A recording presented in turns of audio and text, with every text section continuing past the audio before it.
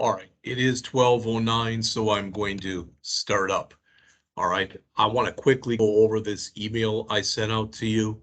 And as it says right here, what I'm going to do today is I'm going to go through the JavaScript I wrote for when I did the gym website. Now, when I did this, all right, I'd assigned this like 4 or 5 years ago, and this was to the class in the AWD1111 class. So the reason I'm telling you that is some of the stuff that's in there, I probably wouldn't rewrite it like this today. I have made the decision that, yes, we're going to do all this stuff on Monday. We're going to create our first Node.js server. We're going to start on the MySQL stuff, but I'm probably also going to give you a couple programs that I have written. No, they won't be assigned. No, you won't have to key them in, but I want to show you more the newfangled way, so to speak, of doing some of this stuff. So I'll go over 2 or 3 programs as well on Monday. As I said yesterday, and I know you were both here yesterday, so if you haven't yet downloaded Node, go out to nodejs.org and do the download. If you don't have XAMPP or XAMPP on your machine anymore, go out to apachefriends.org and install it, because we will start using both of those on Monday. And when we get to that point, I just want to be able to, boom, start going, not having to worry about people, do you have the software installed or not installed? Again, neither one of them are particularly long installs. All right. So with that said, I'm gonna come in here and I'm gonna do a switch on my sharing, and I'm going to go into, get that up here. I'm going to bring up the Visual Studio Code, which is where I have my code. All right, so let's see. There it is. All right, now with that said, if I run this right now, what is going to happen is all of my stuff will come up and show. In other words, I already have the HTML done. I already have the CSS done. What I have done is for 2 of these JavaScript files, all right, 2 of the JavaScript files, I have gone in, and even though, oh, all right, I am going to redo this calc BMI, and I'm going to redo the contact. And again, I do want you to understand, all right, I do want you to understand that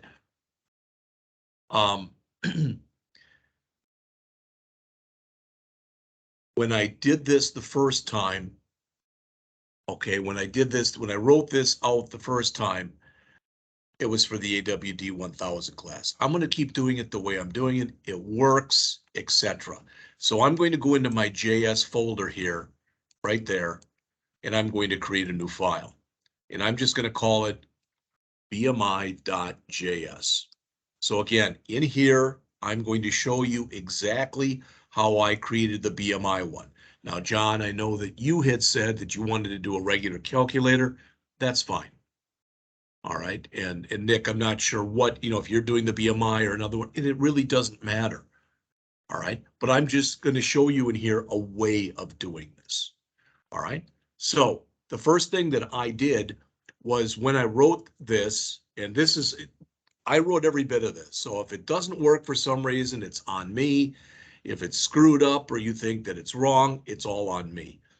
But when I wrote this, it was when we were covering the jQuery part of the class.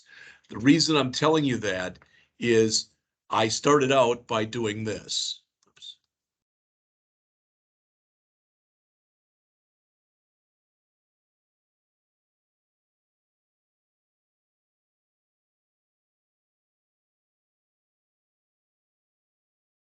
And why am I telling you that? Because everything that's done in here basically is done within this document ready. All right. You may or may not remember that from when we talked jQuery. And John, I know you had it with Evan. I don't know if he went over jQuery or not. It really doesn't matter. The point is, This is what's going to be up, running, and available when the program starts, okay? So the first thing I did was I made some constants in here.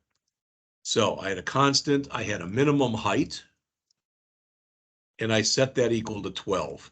I thought even a baby who's really small is not going to be less than a foot. Maybe I'm wrong. And I made a max height.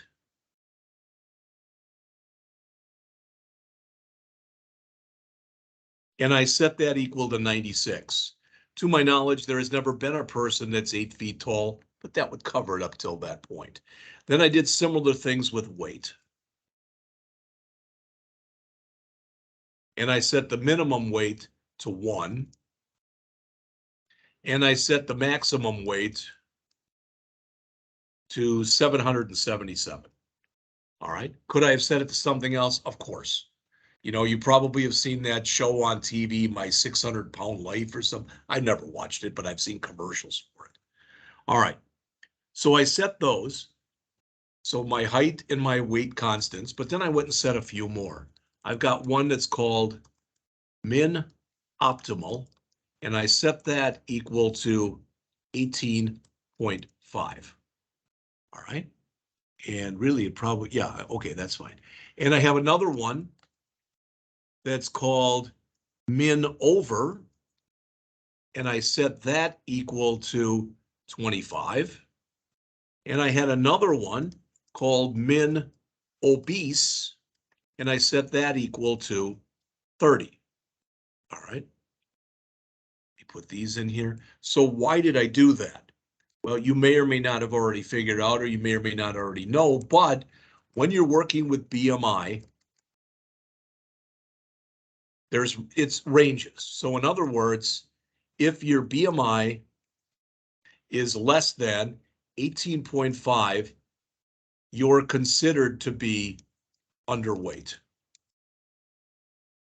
If your BMI is greater than, or equal to 18.5, but it's less than 25, you're considered to be optimal weight. If your BMI is greater than or equal to 25 and it's less than 30, you're considered to be overweight. And finally, if your BMI is greater than or equal to 30, you are considered to be obese. Now, the reason I'm even bringing this up is in the society that we live in, including your instructor, I fall into the obese range. All right. And these numbers can change over time, may change over time, may not. But notice the smallest you can be being optimal is 18.5. The smallest you can be for being overweight is 25. And the smallest that you can be for obese is 30. That's why I created those particular constants. All right. And again, it's not that it had to be done this way. As I've told you, this is just the way that I did it. All right. Then I came in and had some variables. So I guess I could come in here and say, declare and initialize program constants, because that's what I'm doing there. All right. Then I'm going to declare and initialize program variables. All right, that's what we're going to do next. I had 3 of them. All right, and first one was called is valid, and basically it's a flag, and I set it equal to true. I'm assuming yes, it's valid. I had another one that was called the status, and I set that equal to the empty string. All right. And then finally, I had one more that's called the result. And I set that equal to the empty string. And again, I'm going to just keep saying this. This is just the way I did it. By no means am I saying, yep, this is the way I did it, and it's the best damn thing ever. No, I don't mean that. That would be a lie. All right. Now, I looked at this, and it's kind of all over the place, but hopefully as we go in here and go through this, it will make sense. All right. And when I say it's all over the place, I probably should have rearranged the way that I've got everything in here, but I didn't. I'm going to leave it the way it is. All right. So the first thing that I did was I wrote a function that's going to handle, it's going to handle an error in the height. All right. So I've got in here a function that I created that's called height error. And you may have already guessed, as soon as we get done with this, we're going to write another function that's going to be called weight error. All right, so this is if we had an error with our height. What does that mean? This means that if we put something into there that was out of range, you've already seen that our range is 12 to 96 for height. So if for some reason we get that, then I'm going to come in here and I'm going to say, hey, this thing that I called height, all right? So it's got an ID of height. And what is that? What is that? I don't want to right now, I don't want to go and switch my share with you, but it is the text box that holds the height. All right. So if there is an error, what I'm going to do is I'm going to say with that dot next dot text, and I'm going to show an asterisk. All right. And basically there's going to be a message there too, but it's going to basically go in there and it's going to say, hey, you've got an error. And don't worry about the rest of it. All right. So that's going to handle errors in my height. So this will handle out of range height input. So I'm going to copy this because the weight is the same, except rather than an H here, I've got to put a W here and here and here. So basically, it's the same thing. One will handle a height that is either less than 12 or greater than 96. The other one will handle a weight that's either less than one or greater than 777. So that's those two things. All right. The next routine is actually going to attempt to do the BMI calculation. This is by far the biggest routine that I have in here. I probably should have broken it up into subroutines. So actually calculate the BMI. All right. So let's come in here and do this. It's a function. And here's the surprise. I called it calculate the BMI. All right. So the first thing that we do is we come in here and we let the height equal parse int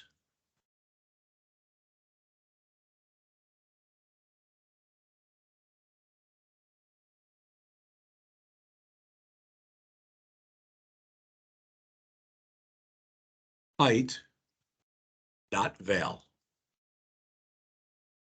All right. Now, hopefully looking at that makes sense to you. This is saying go out and find whatever has an ID of height, which is going to be that height text box, and grab its value. All right, so go to the text box, grab its value, and stick it into our local variable that's called height. All right, next, you might have already guessed this.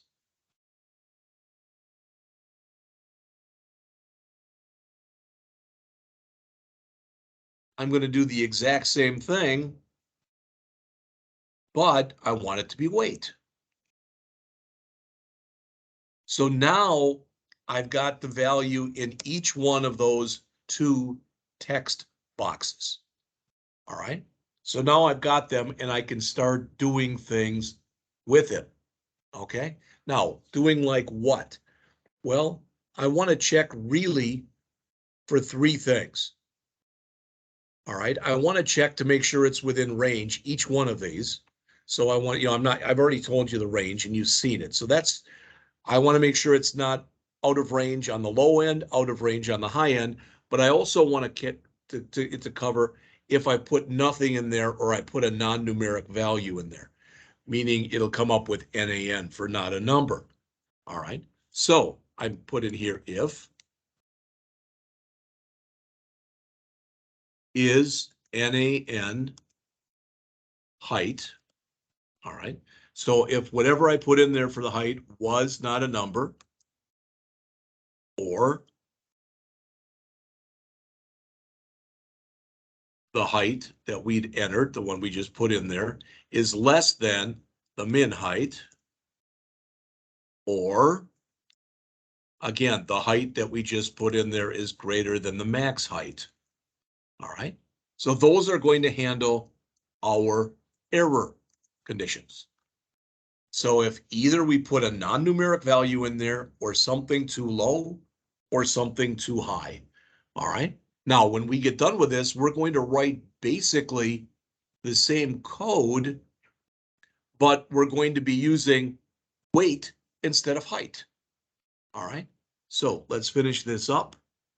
So if that's the case, all right, what do I want to do? Well, I want to come in here and say $,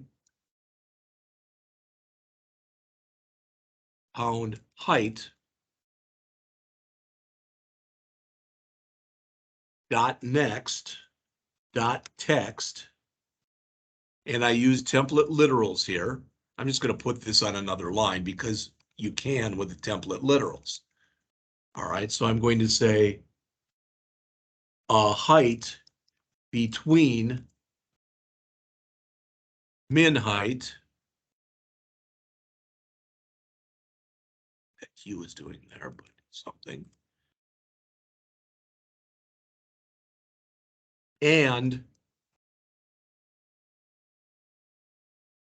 max height is required. All right, somehow I lost this. So let's put that back again. All right. So again, all that's going to say is the dot next is basically a span that I set up. You're going to see this in a bit, but it's a span that I set up right next to the text box.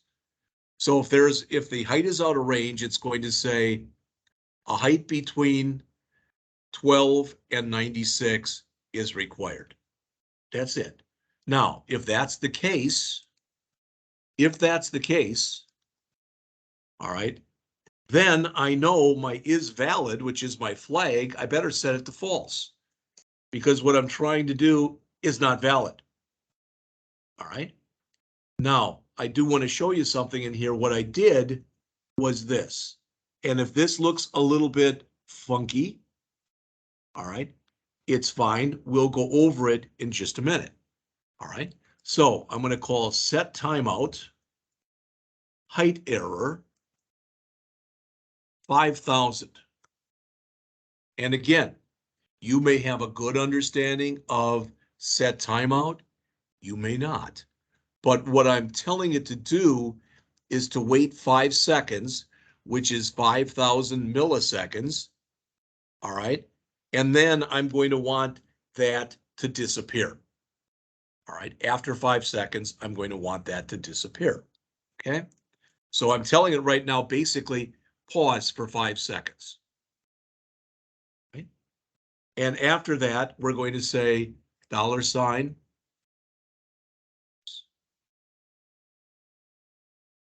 height. All right. So we're going to say the height dot val, set it equal to the empty string. That's going to remove that message. All right. So that message that was showing won't show anymore. Okay. Plus what we want to do is we want to go back and say document dot get element by ID, all right, and that'll be the height, dot focus. You already know what the focus is and how to set the focus, etc., and return. All right. And in here, I'll say else. Well, what does that mean? We put in a valid height. So I'm just going to say this $, height, dot next, dot text, and put in the empty string. So I want to take just a second and go through this whole thing.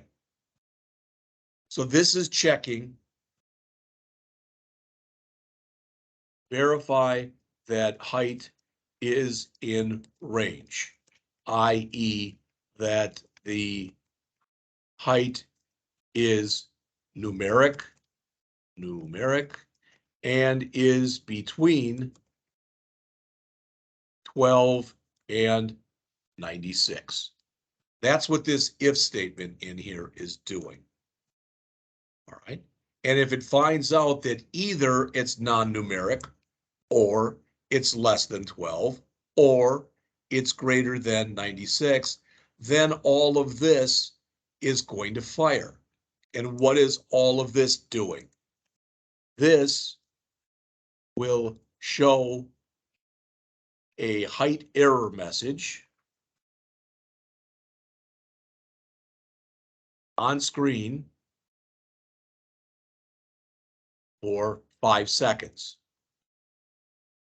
Then it'll disappear.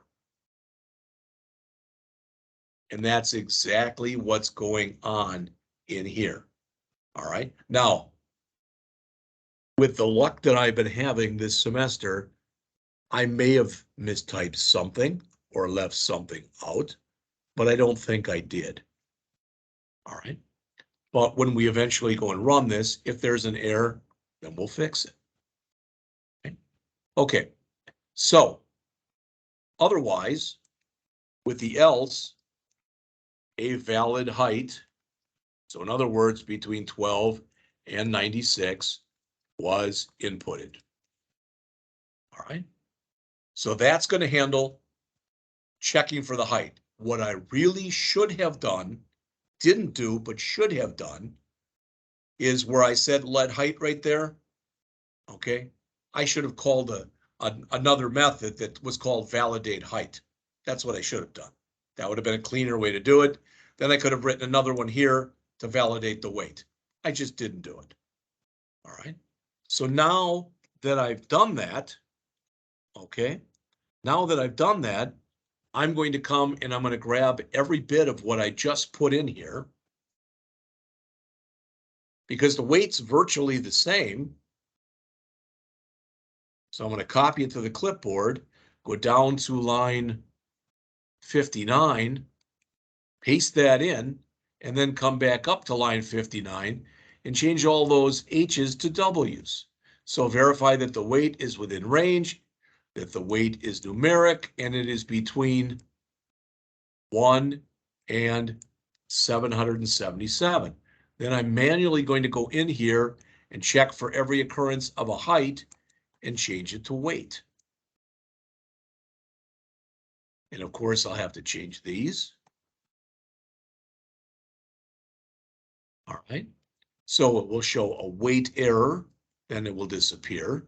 So this is again another W, W, W, W, W, W. I think I hit all of them. Again, if I missed one, it's no problem. We'll fix it in a little bit. So if we get down to here, a valid weight, so 1 through 777 was inputted. All right. Now, you've already seen this, but if there was something invalid in here, the last thing we did was return. We don't want to go on if we've got an invalid height. We don't want to go on and check for the weight. But if it was valid, this is saying, hey, that span that's right next to this, that's going to hold the error message, make sure it's empty. But if the else is true, then we will go down and make a similar check with the weight. If the weight check fails, we are going to return at the end. If the weight check succeeds, we're going to do this. And now we're down here. And once we're at that point, we can actually go in and figure out the BMI, which is what we'd want to do here. All right, so I'm going to come in here and say result equals weight times 703 divided by, and there's two ways I can do this. I can either say math.pow, and I can put in here height and a 2, because that's the same thing as saying height squared, or I can just say height times height. To me, that was a little easier to read. You may or may not agree with that. All right. So that'll be the result now. Now that I've got that, it may be some god-awful number. In other words, it may be like 26.5378894. So I said result equals, all right, parse float, and I said result dot to fixed to 2 decimal places. And again, there are multiple ways that you can do this. I'm not going to lie to you and say, hey, the way I did this was the best way of doing it. It couldn't be any better, because that'd be a lie. All right. Then, so up here, calculate BMI, then format to 2 decimal places. All right. So we've got that done. Now, put result or put BMI. Put BMI in BMI text box. All right. So we're going to come in here and say the result, which is $ result. All right. Dot val is going to be that result that we just came up with. So this right here is going to hold our BMI. That's the text box. This is what we just figured out in here for the actual BMI. All right. And I'm not sure why I did this, but I've got in here status equals result. Now I'm looking here and status is double underlined.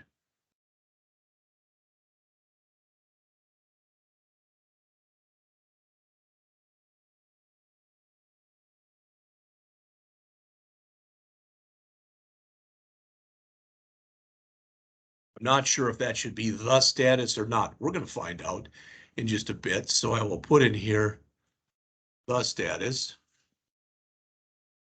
I think that's what I call it up above. The status. There we go. And I call this the result. All right. So really everywhere I'm using result, it should be the result. Let's change it. Let's make this status. Status may be a key word, I don't know. And we'll make this just result like that. Then I can go back here and I can change this to status like that. All right. And I think everything is cool right now. I could be missing something, but I think everything is all right. All right. I'm not done yet, because not only do I want the BMI, which I've just handled, okay, and that's what I did in this. Like I said, it's way too long of a routine, and I don't like the word actually in there, so I'm just going to say calculate the BMI. All right. So the next thing I want to do down here is I want to calculate the BMI status. So in other words, that's going to be underweight, optimal weight, overweight, or obese. All right. And again, I just said function, set the BMI status. Right? Pretty simple. If the status is less than min optimal, all right. And you should know this already, but that means that BMI is less than 18.5. All right. If that's the case,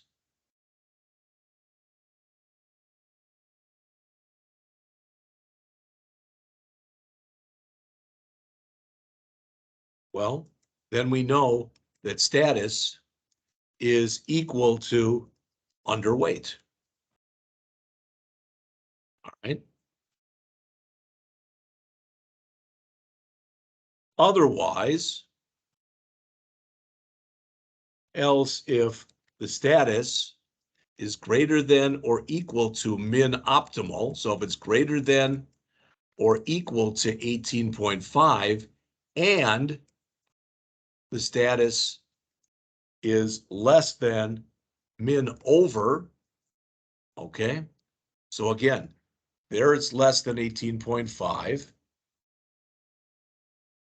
And here, what we're saying is it's between. So that, again, that's greater than or equal to 18.5 and less than whatever we had said, 25, I think, 25. All right, I can take this comment, put it there. All right, so that'd be BMI. So if that's the case, then status equals optimal weight.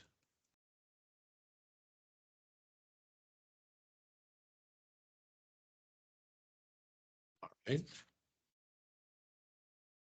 Otherwise,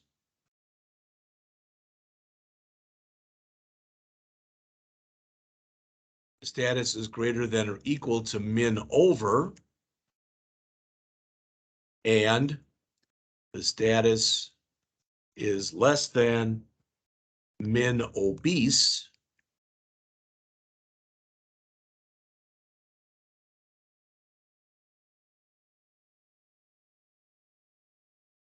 well, then we know the BMI is greater than or equal to 25 and it's less than 30. All right, so if that's the case, your status is equal to overweight.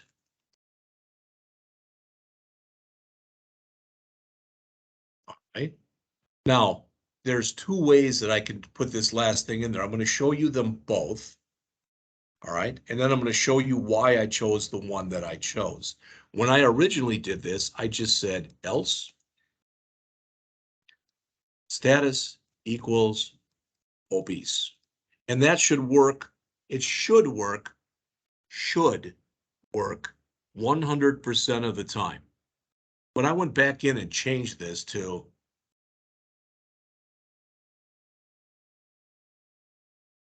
so I got an error there.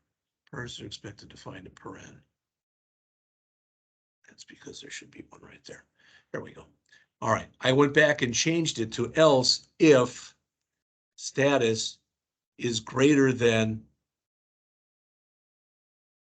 or equal to min obese. The status is obese.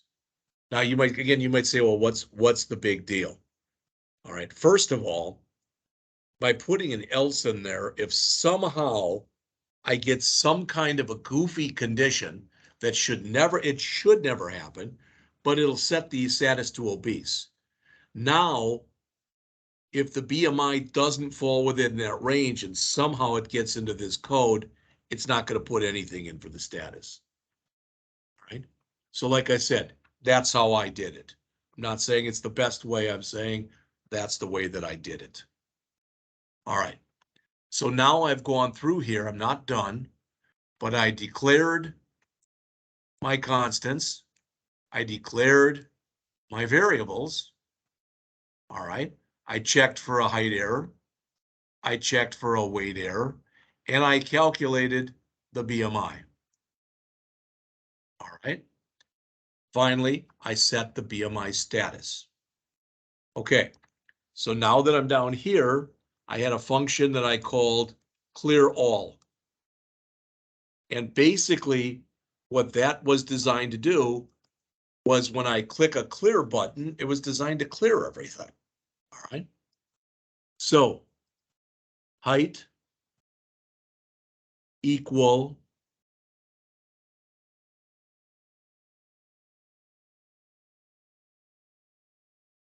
read my own writing here.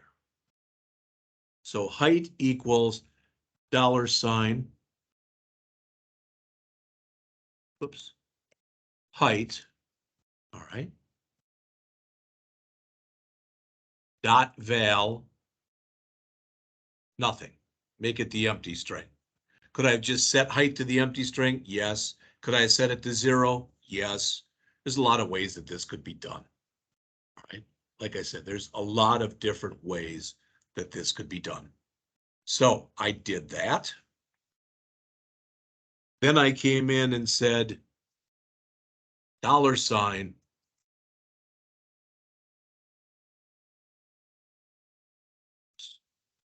height,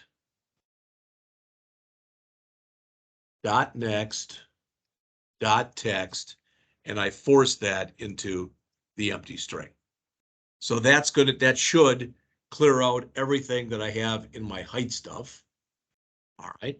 Then copied that because I wanted to do the same thing with my weight stuff. Right. So now all of that is done. So what's left? Well, what's left is the result and the status. All right. This may have been cleaner. What this is going to do, if I had to put a 0 there, all right, it probably would have worked just fine. But I'm making sure there's nothing in there whatsoever, is what I'm telling you. So if I come down in here now, and I change this to result, and I change this to result, and I change this to result, and then finally I do this one last time, and instead of result, I want this to be status.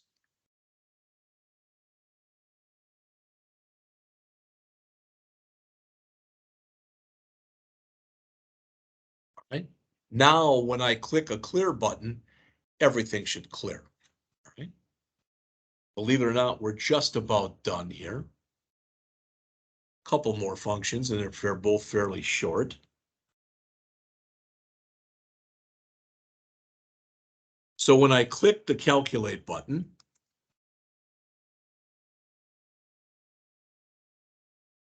dot click,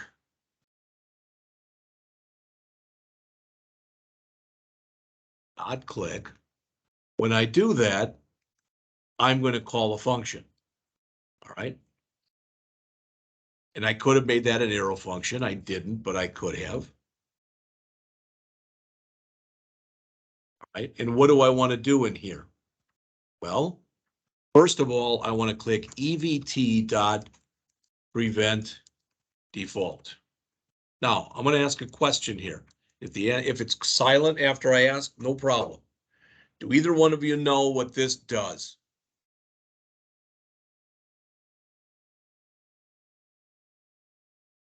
What it does is by default, when you click this button, because this button calculate was set as the submit button, it tries to submit the form. That's the default action. This is telling it not to do the default action. So in other words, it's telling it to stay right where it is. All right. So after we do that, we just click calculate. So we're telling it not to submit the form. So we want to call calculate the BMI function. And then we're going to want to call calculate the BMI status function. All right, so I'm going to come in here, and this is calculate the BMI, and this is calculate the BMI status. All right, one more function to write, and it's 3 or 4 lines, and then we're done. So this is going to be this method runs when the calculate button is clicked. Well, we've actually got 2 buttons in here. We've got a calculate button and we've got a clear button. So this will run when the clear button is clicked, and instead of calculate, it'll say clear. Whoops. Right. And there is no default action on here. So really what it'll do is we'll just call clear all. And we can put in some reason I'm missing something here. On the very bottom, there should be another one of these. Okay. So I can put a semicolon there. I can put one there and one there and start working my way back up. And I think that's everything. So I want to take just a minute, 5 minutes, and go through this whole thing. And then when we're done, I want to, we'll take a break. All right. Then we'll run it when we get back. I'll double check and make sure it works. So for lack of better words, those were our requirements. I boiled them down into 5 or 6 lines. All right. But you were to calculate a BMI, and based on that number that was calculated, you were supposed to tell that a person for their height, try that again, for their height and their weight, if they are underweight, optimal weight, overweight, or obese, for their height. So again, doing this, we had some minimum and maximum height and weight constants. We had more constants, and we were using these in our range checks because it just read a little better.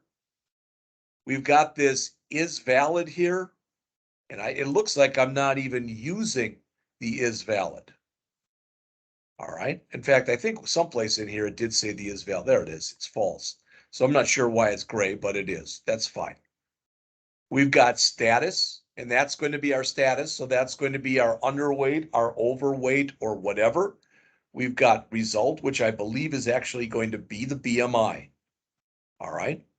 If we do have a height error or we do have a weight error, all right, what we're doing is we're basically going to bring that asterisk in there. Okay. Then we come in and actually calculate the BMI. So again, these 2 lines right here are grabbing the values from the corresponding text boxes, and it's putting them into local variables. Next, we come in and validate that the height is valid. Not only that it's numeric, but it falls within our range of 12 to 96. All right. If for some reason it is non-numeric, or it's less than 12, or it's greater than 96, we come in here. All right. And that's going to show this error message. It will set the is valid to false because it's not valid. It'll wait for 5 seconds, and then that message will disappear. It will put the focus back on the height. I'm not sure. I probably should have also come in there with the height.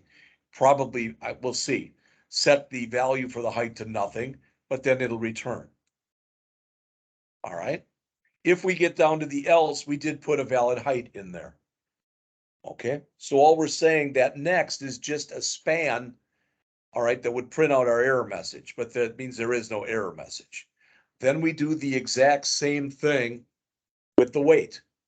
We validate that it's numeric and it's within range.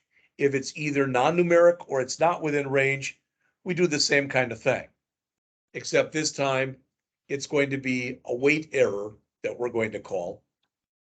All right. And we're doing, other than that, it's the exact same thing. And as it says right here, if a valid weight was inputted, okay, there. So if an invalid height is input, we hit the return and we're dead in the water.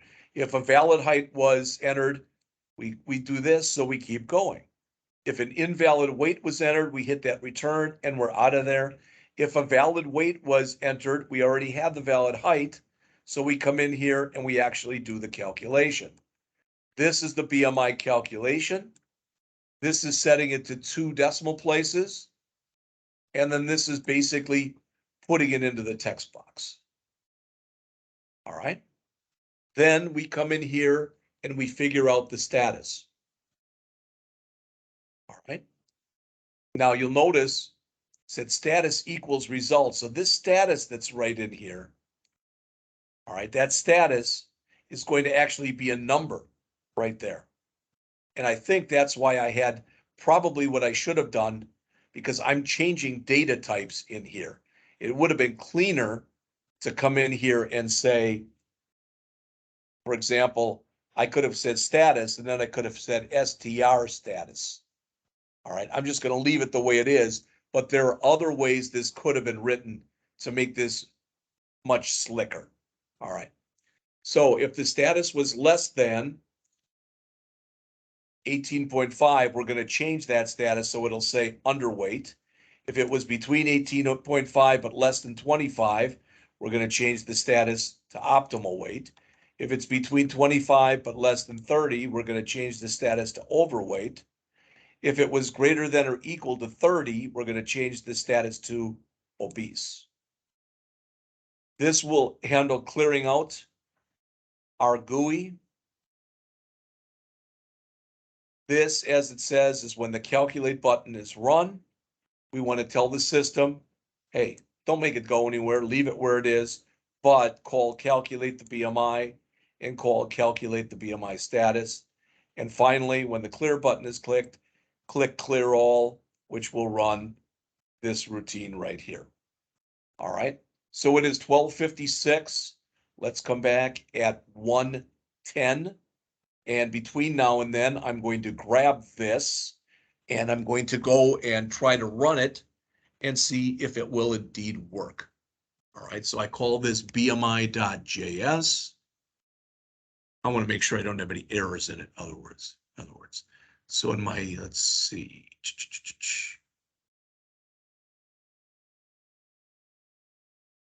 In my BMI, first of all, we got that there, and that should be in here. What is going on here? I'm not sure. All right, there's my index.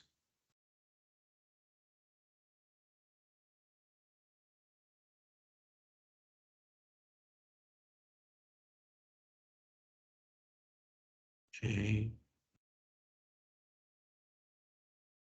I want my BMI HTML. And I'm going to tell it, because it's running the one right now that works, which is called calc BMI, but I want it to call bmi.js. All right, so let me do a file, save. We go back to here and do a file, save. And I know you probably can't see this if you are still watching, John, but I am going to come in under bmi.html, right mouse click and open it with live server and see if it works. So 34, 111. Okay, it did give me a BMI. It did not give me my status. So something is goofed up there. All right, reset form, that works. Let's try something with nothing in there. It's not giving me my error messages, so something is hosed. All right, let me go back and just double check, and we'll talk about that after the break.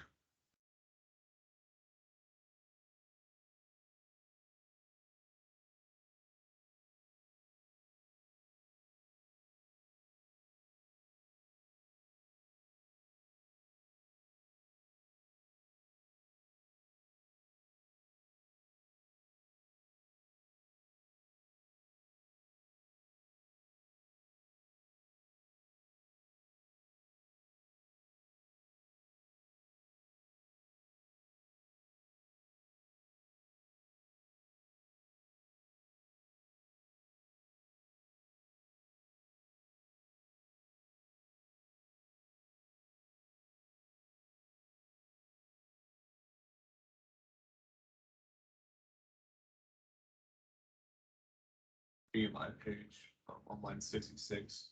It's min height, not min weight.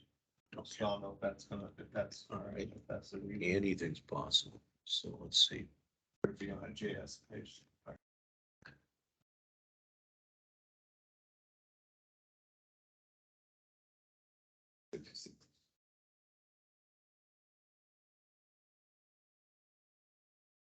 Oh, I see that, yeah.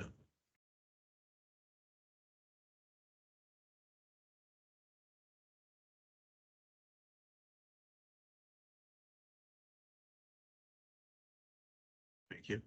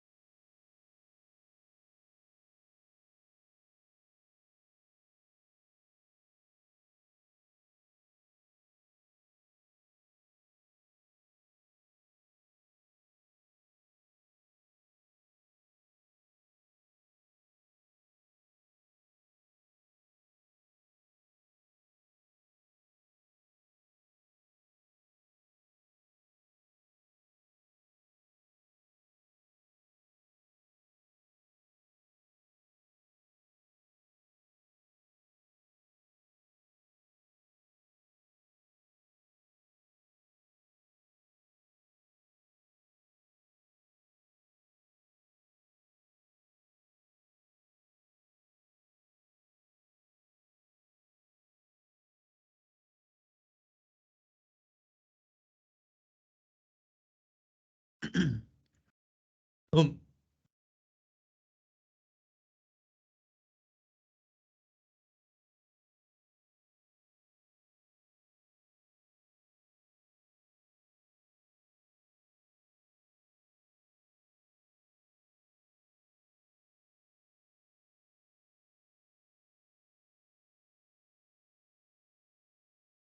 um,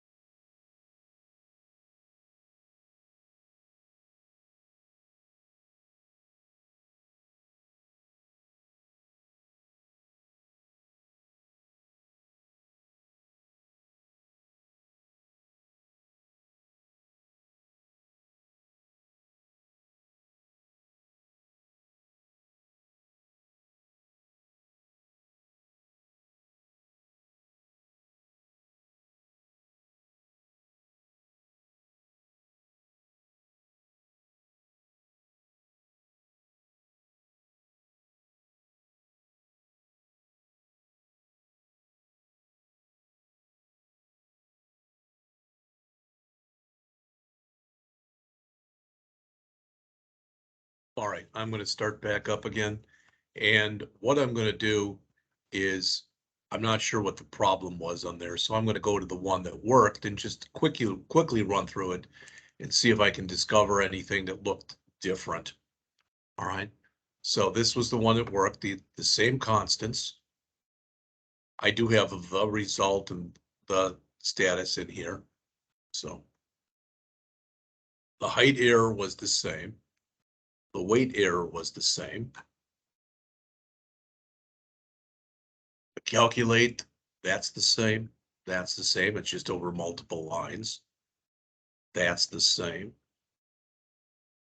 Is valid. Yeah. That's the same.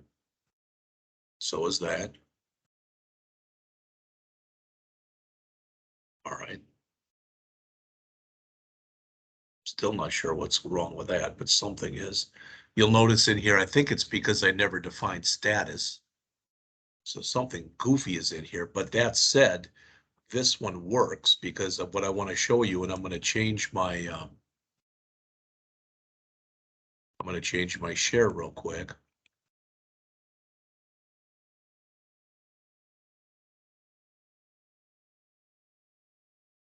So if I come in here, let me make it bigger so it's nice and easy to see. If I click calculate and put nothing in there, see I get a height between 12 and 96 is required. And if I do put in a height that's valid but leave no weight, a weight between 1 and 777 is required. Now, after I did this and I started playing around with the sizes, I thought to myself, well, what I really should have done is probably taken that error message, either made this thing a lot smaller so it wouldn't have pushed over so far on the screen, or taken this message and maybe put it underneath. Probably would have looked a little bit more, I don't know, professional, whatever you want to call it. All right. But if I come through here, this is how I usually test this. 72 inches at 111, that should be underweight, and it is. And make it about 166 pounds, and that's optimal weight. All right. Make it about 200 pounds, and that's overweight. And make it about 333 pounds, and that's obese. All right. So again, I was looking for something along those lines. All right. And hopefully what I just told you, showed you, etc. Hopefully that made at least some sense. All right. Okay. So let's take a look at the other one, and that is the contact. Same kind of thing in here. Like I said, when I did this, and I'm taking full blame, no credit, but full blame for this. But when I did this, notice if I click submit, again, that pushes it over. That doesn't really look very good. So this could have been written much better than it was, is what I'm saying. All right. So with that said, this is a little longer program, so I'm going to go over this one. Not a lot longer, it's just a little bit. All right. And when we get done with that, again, I'm going to talk about what we're going to do next week. But I have made the decision, be it a conscious decision or an unconscious decision, but I've made the decision that we're going to start the node stuff next week. I also want to mention, because Mr. Wharton sent me an email this morning, and he talked about what's due on Sunday. Nothing is due on Sunday. This gym website that I asked you to do, I've changed the date on that to September 4th. So there is nothing due, there is no homework that is due this weekend. All right, okay. So let's go in and take a look at this one. So I will come back into here again. I'm going to change my share in just 1 second. Back into Visual Studio Code. All right, I'm going to come into here and again under JS, I'm going to create a new file and I'll just call it, I'm going to call it validate. It's my form one.js. Okay. All right.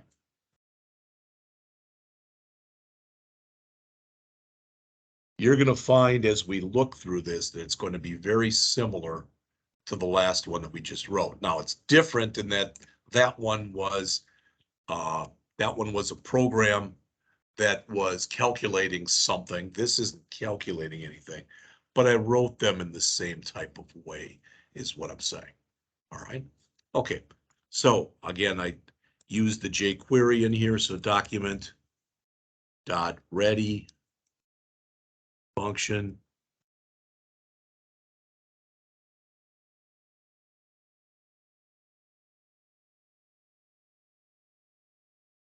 Okay. And I had 4 constants in here. And they look a little funny, like FIR. What is that? Well, it stands for field is required. So I made acronyms out of all these, in other words. The next constant is IZF. And that means it was an invalid zip code format. All right. The next one, I guess there's 4 of them, is IPF. And that was an invalid phone number format. And finally, the last one is YMC.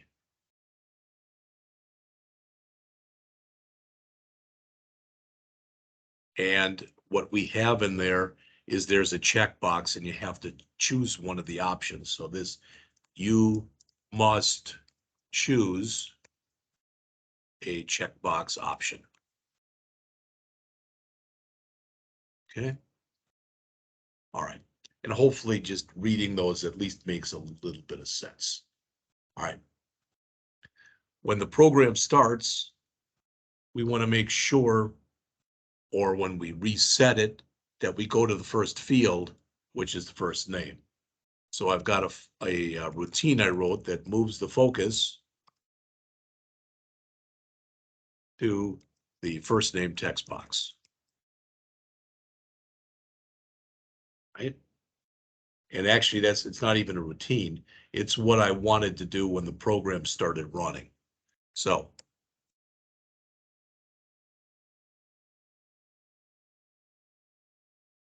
again, what is that doing?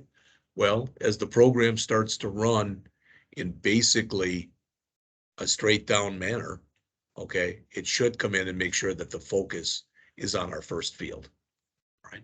If that works. Okay, that was first thing. Then I wanted to do the event handler for the submit button. Okay, so in other words, again, I'm not going to change my share because it just gets to be too big a pain in the butt to do this back and forth. But in this form, I now want to handle what's going to happen when I click the submit button. Okay, so when I try to actually come in and submit the form. So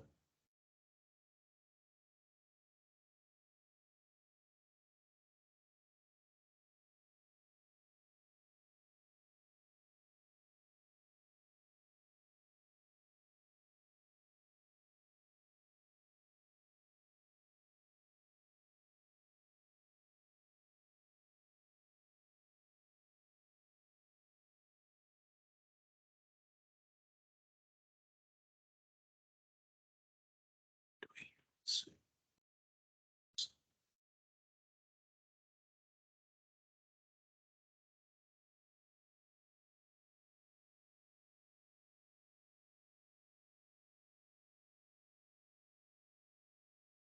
And again, function,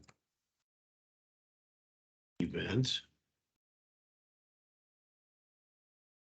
and just like before, we want to do an event dot prevent default. Talked about this before. Sometimes when people write this, they'll just put an E in there, which means that would be an E.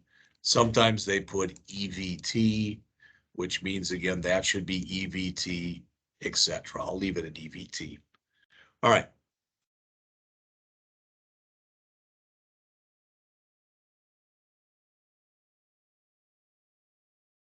So I'm going to create another variable in here that's like I did last time, that's called isValid, and I'm going to set it to true.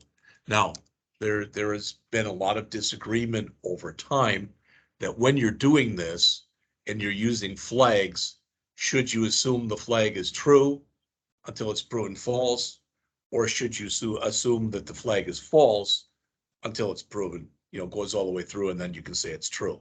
This is just the way that I did it. All right.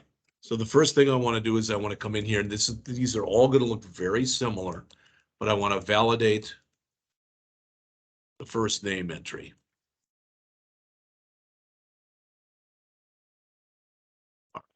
So let first name equals $.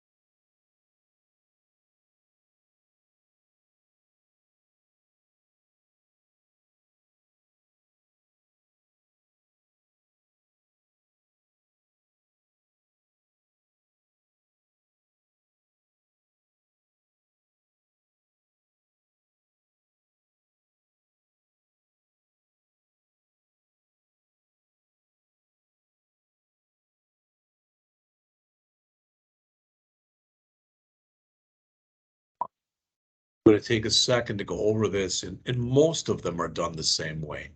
But what are we doing right here? All right. We're saying grab whatever value we put into that text box for the first name. Boy, I can't spell. I can't do much of anything right. And trim it. So grab whatever was in that first name text box and trim it, just in case you put any leading or trailing spaces in.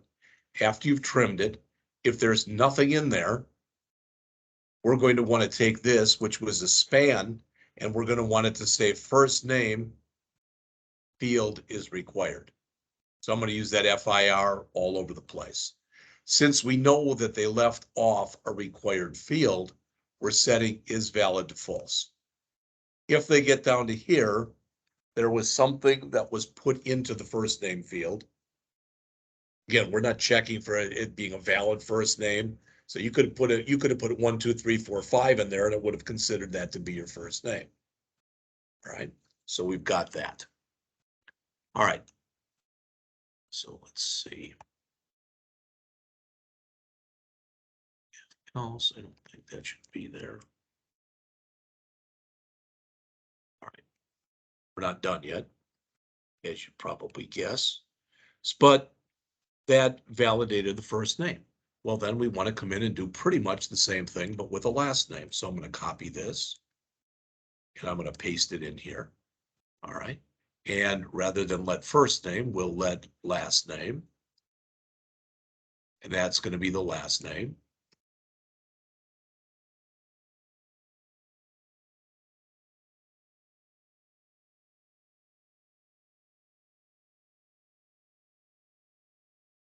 Okay. And I want to just say one thing. I don't want to get off on too big a tangent, but I just want to say one thing to you, and that's this. I don't know when you two were taking the C# class. All right. I mean, Nick, you took it like about a year ago or whatever. I don't think you weren't in the same class that John was in, because John took it last semester. The reason I'm telling you this is this semester I'm teaching it totally online. I've got 12 people in there. Out of the 12, 3 or 4 have come up to me with various different problems. All right. I mean, one person texted me or emailed me yesterday and said, I don't understand. How do you understand when you start doing a program like it was just input miles and then figure out the kilometers? They said, how do you know to make a variable and call it miles? How do you know to make a variable and call it kilometers? And I wrote back and I said, well, I looked at the requirements and basically from there, it listed those two things. So long story short, I went back this morning and I rewrote, I had done a pretest for them, probably the same pretest you may have taken. And I redid the pretest, but I also added some stuff to it that you guys have never seen, where I literally put in my inputs, my processing, and my outputs. And I went over it really, really slowly. The reason I'm telling you this is I first wrote the program and I wrote it as a console app. Then I went back in and wrote the same program as a GUI app. All right. And what this has to do with what I'm doing right now is I tried to show them that there was a lot of similarity between the console app and the GUI app. All right. So I did a bunch of copy and paste from the console into the GUI. And I even showed them, I said, well, all this will have to change because you can't do a read line and a write line, etc. When you are in a GUI app, you'll be doing the something .text, etc. Well, the point is I started thinking about this later and I thought, well, if I do too much copy and paste, maybe that's confusing people. I don't know. But the point is the logic for this is virtually identical to the logic for this. And that's why all I really had to make sure I did was to come in here and take every occurrence of first name and change it to last name. And I believe taking a quick look at it, I believe I did it. All right, again, we're still not done, but now we've gone in and we have validated those two fields. All right, so I can come down here and again, I can do the same thing, but now what am I validating? All right, now I want to validate the address entry.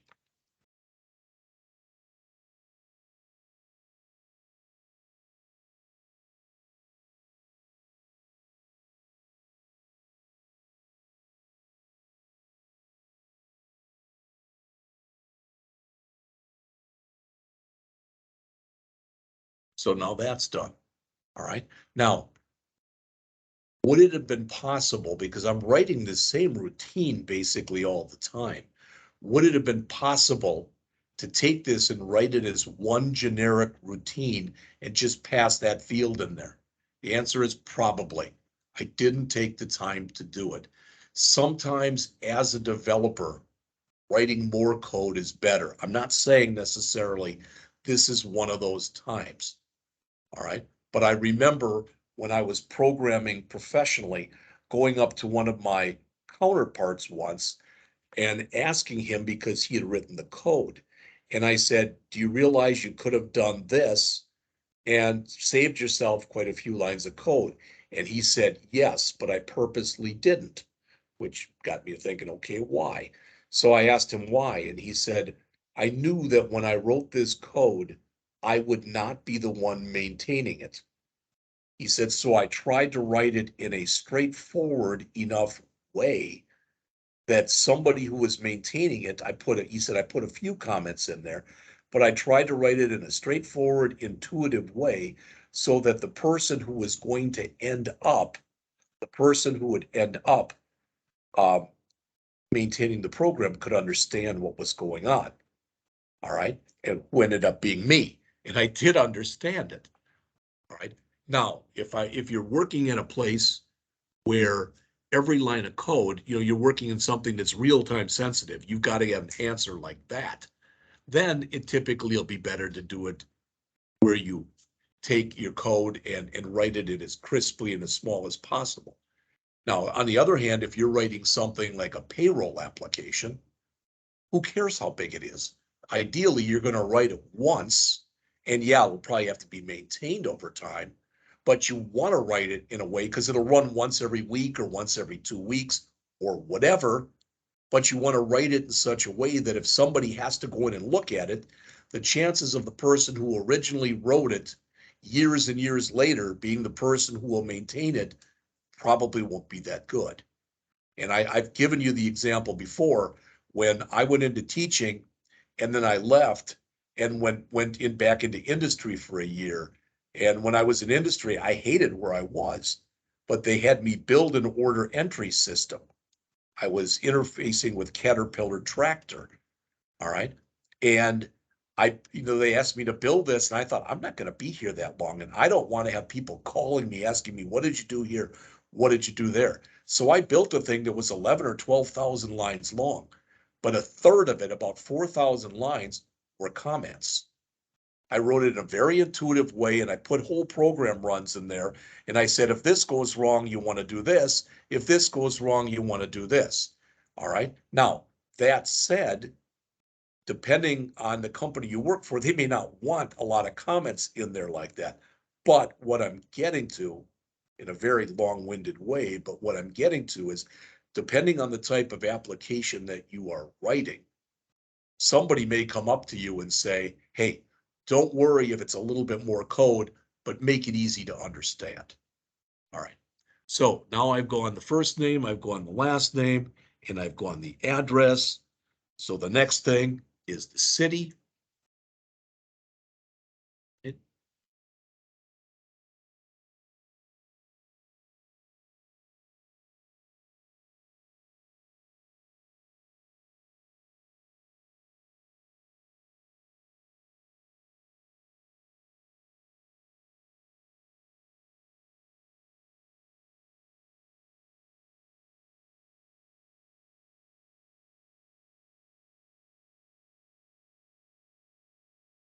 And after the city, I'll just grab that one because it's less work. The next one then was the state.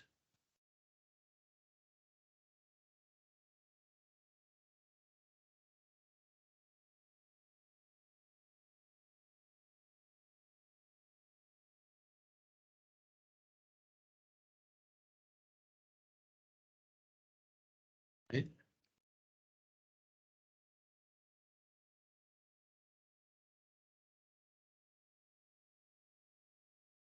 And the next thing that's in here, whoops, that was screwed up, wasn't it? And the next thing in here was the zip code. Now, for the zip code, this isn't going to fly. All right. Why?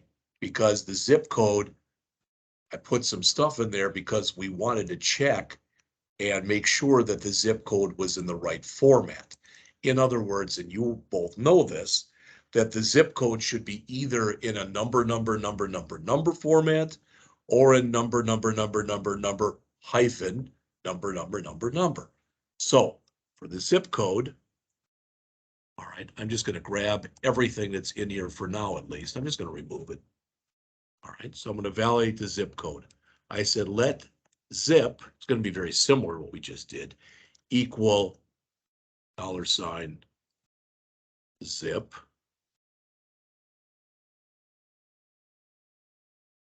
dot val, oops,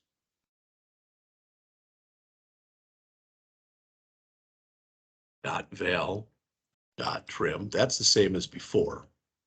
All right. Okay, so that hasn't changed. Okay, and if the zip code is empty, there's nothing in there, so an equal nothing, we're going to do pretty much what we just did. Okay, so I guess I could have kept that. So if it's empty, we want to say, grab that line that we did right there, just change it to zip. So if that's the case, they've left it blank, so we want to say that the zip code is required. Okay, that should make sense. All right, so that pretty much is the same as before. Where it's going to change markedly is on the else, because for the else, and I also want to come in here and set is valid to false.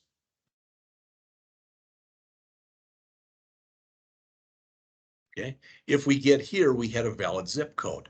So since we had a valid zip code, we must now go through and do regular expression handling to make sure that it's in one of those two formats that I just mentioned to you. All right. So I called mine, you can call it anything you want, but I called it reg.exp, regular expression, zip equals, and now we've got to give it a format. All right. So we may have talked about this before. Evan may have talked about this before last semester. I don't know. But I'm going to talk about it in just a second myself.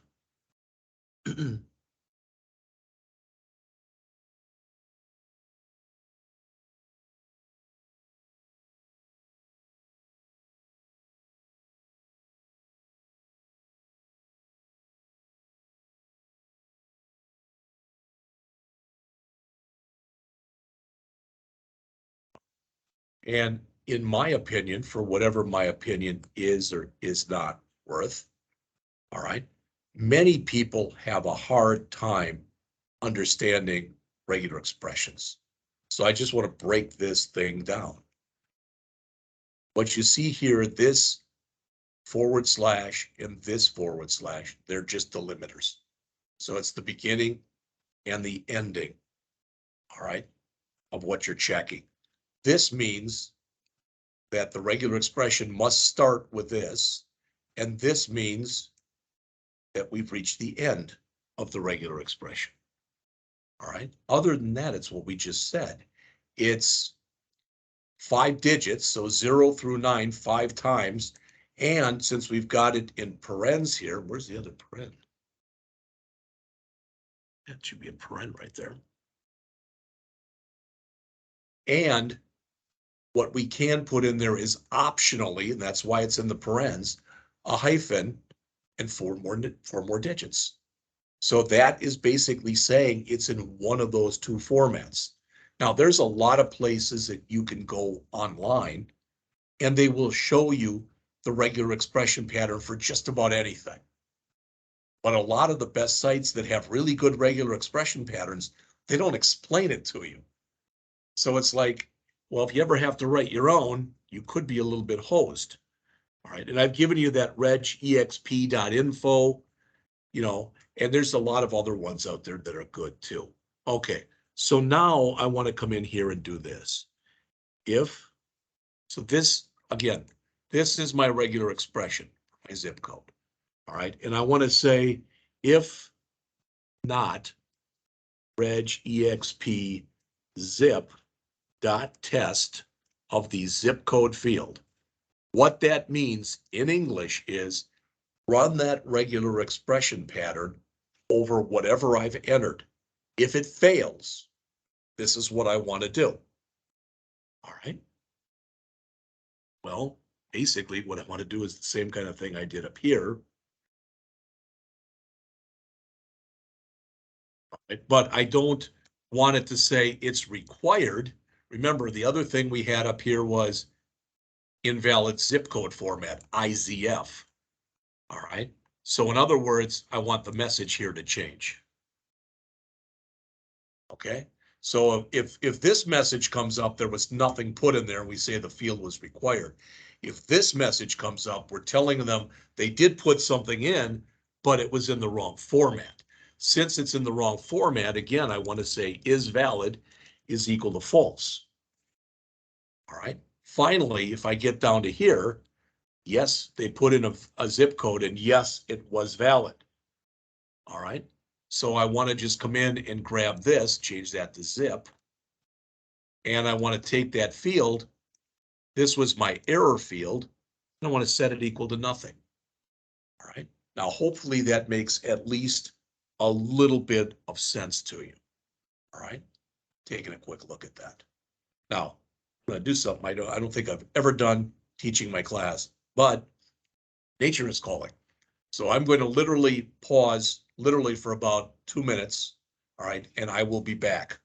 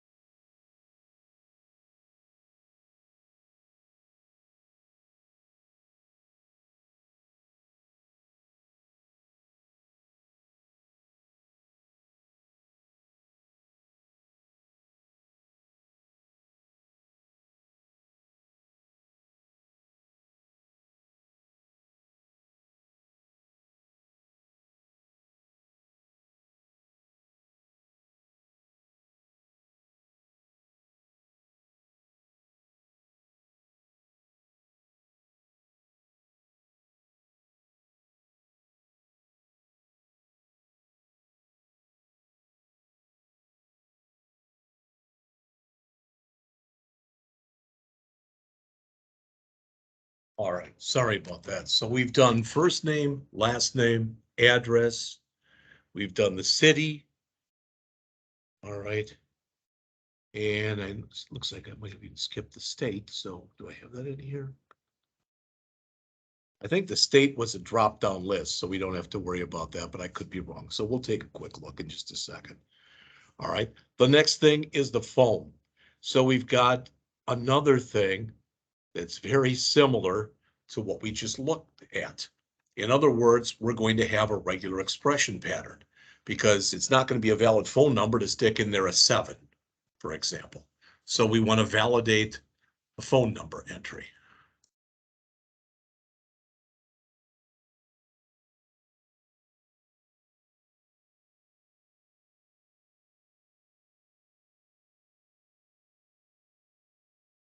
All right. Again, it'll start very similar to what we've done before. So let me grab a little bit of this because I don't want to waste my time and I don't want to waste your time. So we will let the phone, and I think I called it cell phone. So let the cell phone equal to that, okay?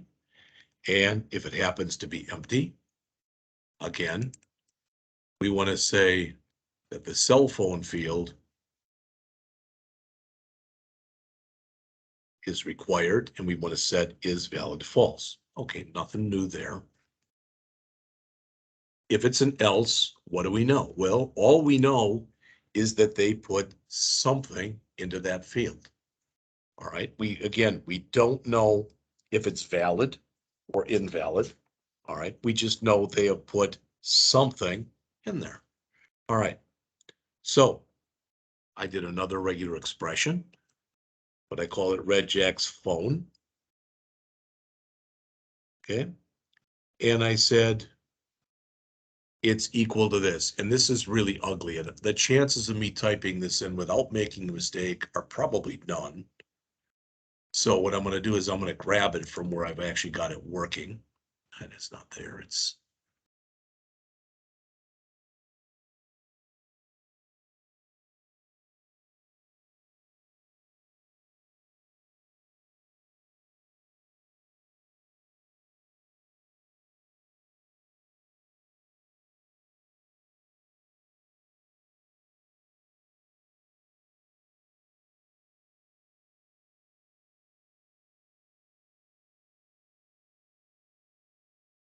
I did have a state in there, so let me grab the state. Okay, put that right up above the zip code.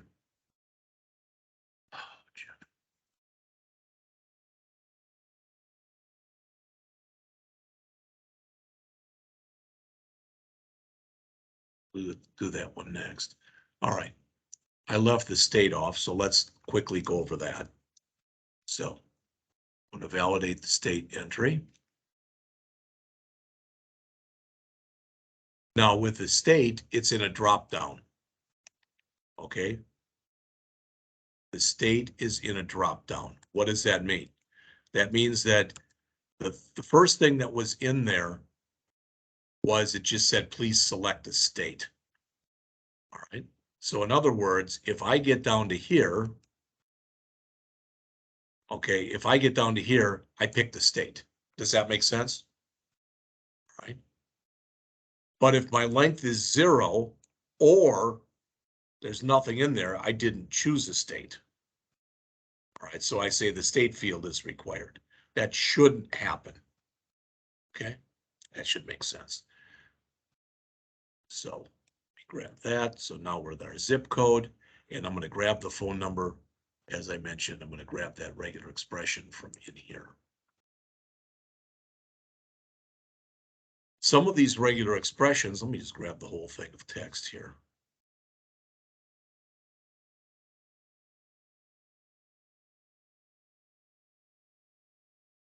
Some of these regular expressions, and I think you already know this, can get really long-winded, really hairy, whatever you want to call them.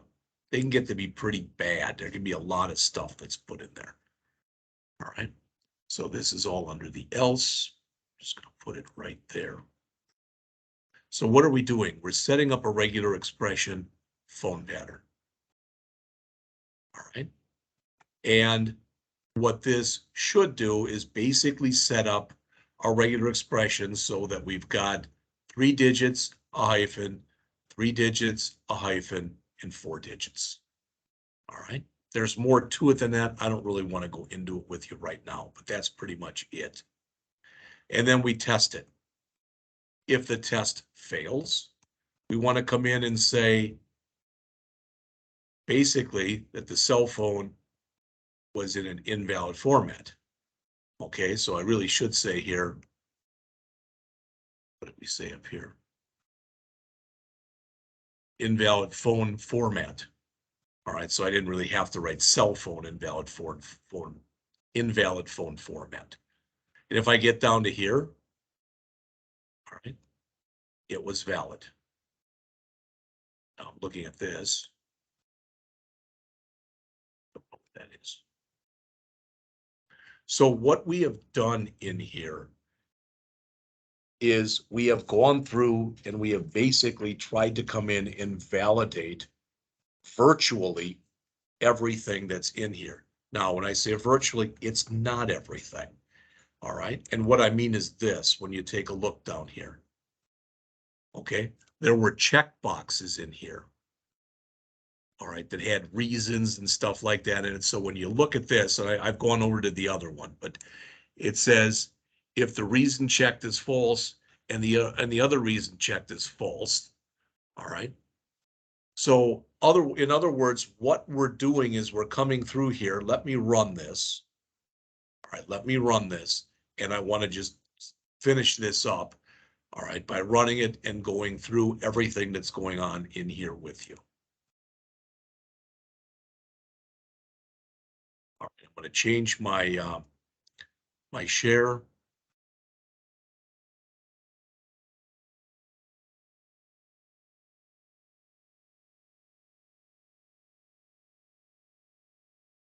So I'm right here. All right.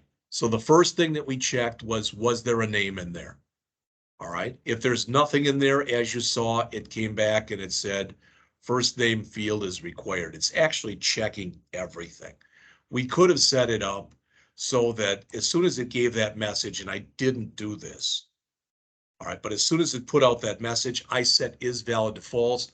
I probably should have returned right there because there really isn't any sense in going on. Let me tell you why I didn't. Okay. True or false? It's not mandatory that you fill this out in this order, right? True. And you never know what order somebody is going to fill out something in. They may tab over something or whatever, and that's why I did it this way. But you'll notice as soon as I put in a name, all right, let me just, that's not what I wanted to do. There's the autocomplete. I'm starting to learn when I do autocomplete, when I'm testing forms, to set it to off.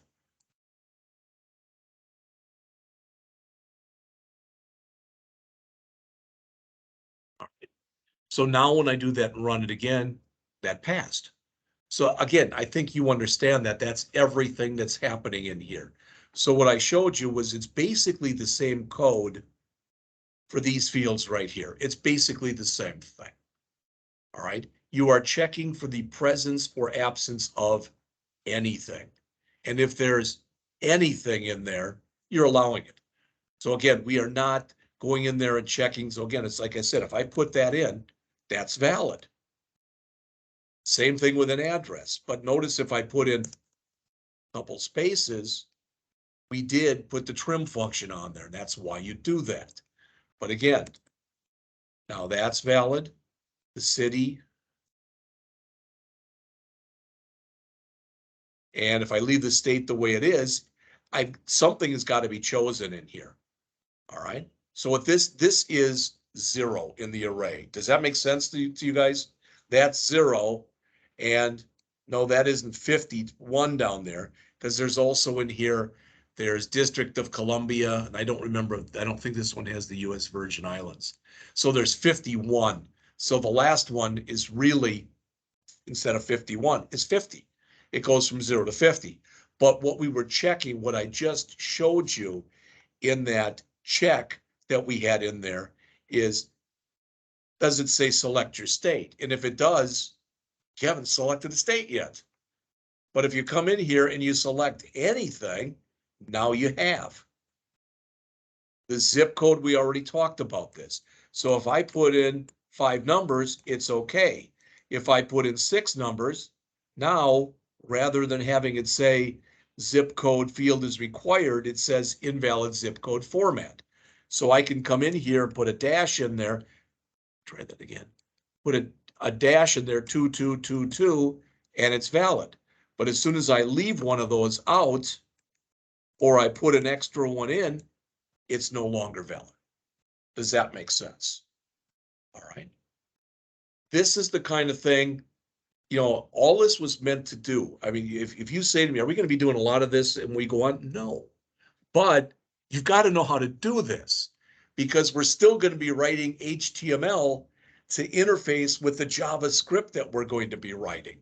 So I have to take for granted that when we do this kind of stuff, that this makes sense to you. And the only way I can be sure is to either test you on it, which I didn't want to do, or give you an assignment, which I was hoping would get people started where they'd have a bunch of points banked up already. All right. And finally, here with the cell phone, all right, if I just put a number in, we get an invalid format. If I put in 222-222-2222, it's valid. But again, if I add an extra digit, get that one out of there, it's now an invalid format. If I have too few digits, it's still an invalid format. All right. All right. So now notice it does come to the where it says all checks passed. When you get to where you're talking about gender, it is strongly recommended that when you are using radio buttons, like we've used here, you set one of the radio buttons to checked. And it should make sense if this is for a gym, and I don't want to sound sexist, so let's suppose that we've got a lot more women in this gym than we have men. Let's just suppose that's the case. All right. And if that is the case, then the one that we should set as the default is female. All right. And then finally, for the age, do the same kind of thing. What a lot of people do when they have this is they set the first one. Okay, but you don't have to do that. And finally, remember for this, for this reason in here, if they're check boxes, there's no error there. All right, we could have made that a radio button, but I wanted to give you practice using all of these. So my hope was that this was the kind of form that you were going to create. And you'd have a submit button in there, which would do that, and you'd have a reset button, which would do that. All right. Now, again, I want to say one last thing. I know I'm being a little repetitive, but I just want to say one last thing, and that is when you come in here on Monday, all right, the first thing that I'm going to do, and I will email this to you this weekend. I don't know when. All right, I've already got weird stuff going on in the other class I can't even get into with you. Okay, but I'm going to send you, you don't have to do it, but I'm going to send you a worksheet with either one problem on it, because I've got that one done, or 2 problems on it, if I get the other one done. And I'm going to ask that you try to do those yourselves, not to turn in, but to give you a little bit more practice. Then on Monday, I'm going to go over, if it's just the one I get done, I'll go over the one. And if I get both done, it'll be the other. I hope to get the second one done, because that's going to be very reminiscent of some of the stuff that we're going to do later on in the semester. All right. After we get done with that, then the next thing that I am going to do, all right, the next thing I'm going to do after that is we are going to go in and we are going to write our first server. All right. And you might look at it and go, this big deal, who cares? Well, again, what it means is you'll be able to host a website on your own machine. You can say, well, I'm already doing that. Yes and no. All right. You are going to be using your machine as both a client and a server. All right. It'll give me a chance to also talk to you a little bit about React. We're not going to do anything with React, but I want to mention something about it on Monday. Then, if there's time, we'll see where we are then. We will go in and maybe make a couple changes to this server and bring Express in just so you can see what Express is and how it's used.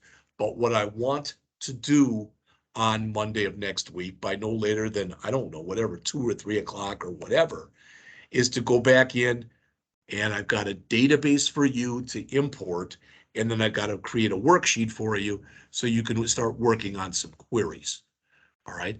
And with that, am I going to make it an assignment? I don't know yet. I don't know how many, I haven't written it yet, so I can't tell you.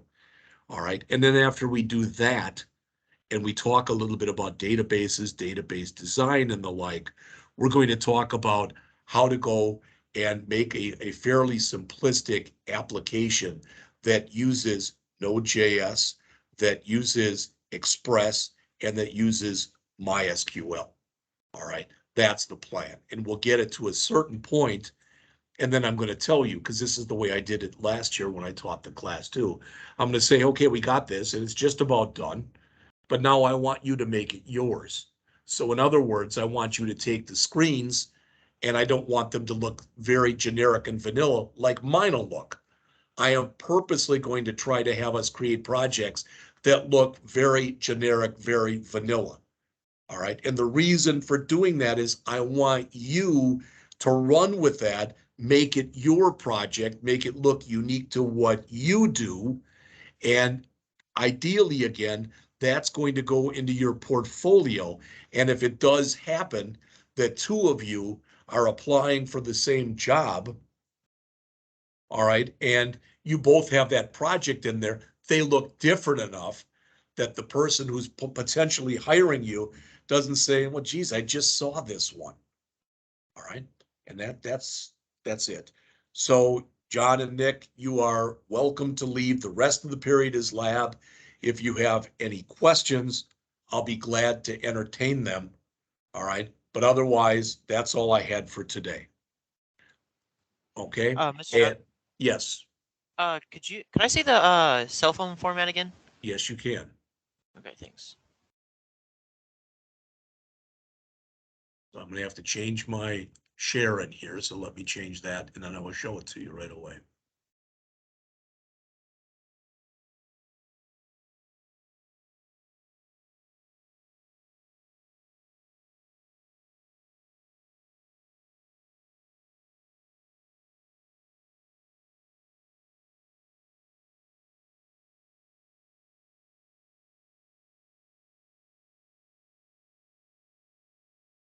And in fact, why don't you let me copy this line and I'll email it to everybody.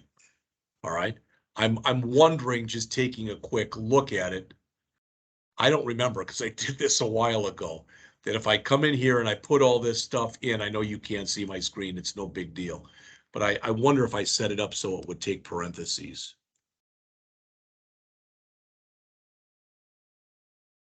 When I looked at the pattern. No. Oh, that's the zip code. So that probably would help to put it in the right field.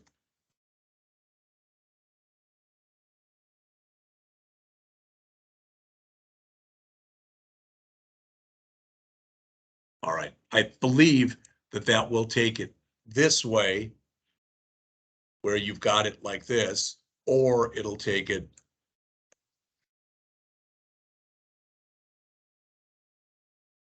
either way. See that? So that's working. And I think, like I said, with this,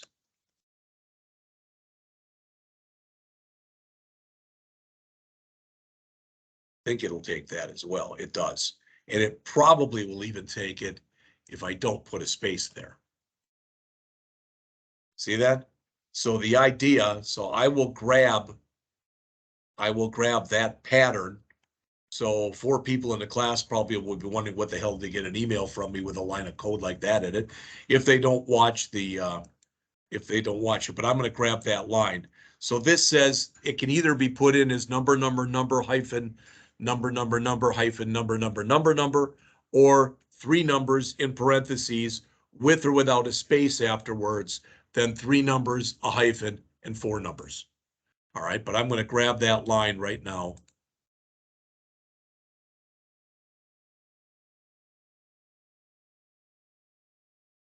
Copy it to the clipboard. Throw it into here. So there it is. And I'm going to email it to all of you right now. Is that all you needed, or did you need anything else? No, that John, was it. that was it? Okay. So I will send that out literally. I'm sending it out right now. Okay. All right. Like I said, that's all that I had. So I will talk to you Monday. If you read the emails and everything, you should be set for Monday. All right. Have a good weekend.